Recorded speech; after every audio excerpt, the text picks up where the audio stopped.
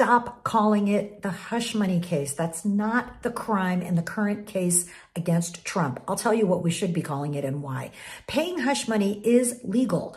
Falsifying your business records over and over again to cover it up is a crime. Trump paid $130,000 to Stormy Daniels to not talk about the sex he allegedly had with her while Melania is pregnant. And somehow conservatives think this is a super family values-y type of guy. So listen, what Stormy alleges is kind of sexual harassment. He came on to her. She was surprised. She didn't know how to say no. He was in a position of power over her.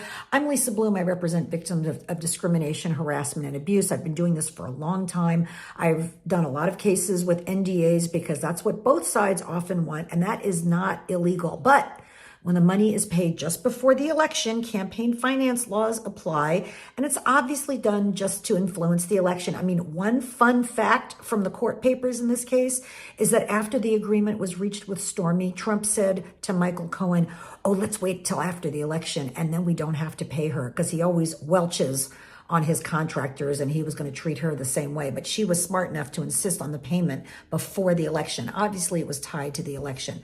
Trump's word is meaningless. He always welches on paying people. But he had his lawyer, Michael Cohen, set up a fake company and pay the money out of his own pocket. And this is the beginning of the money laundering operation. By the way, no real lawyer would ever do this. There are massive ethical issues involved.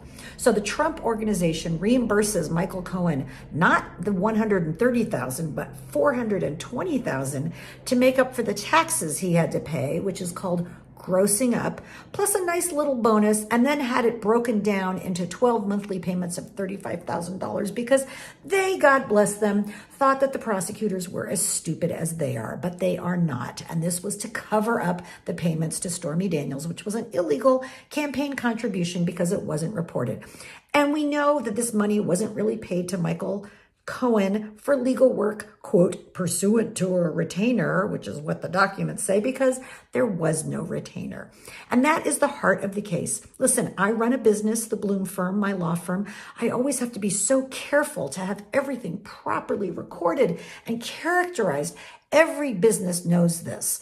It doesn't matter that Michael Cohen previously lied. It doesn't matter whether Trump even had sex with Stormy. She describes his member as like a little mushroom, so I'm sure that she did. But DA Alvin Bragg has the receipts, the check stubs, the ledger entries, the fake entries. It's money laundering to play these games and to cover up illegal campaign contributions.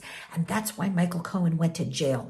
And that's why Trump should too, because he operated and directed a money laundering operation. Let me know what you think in the comments.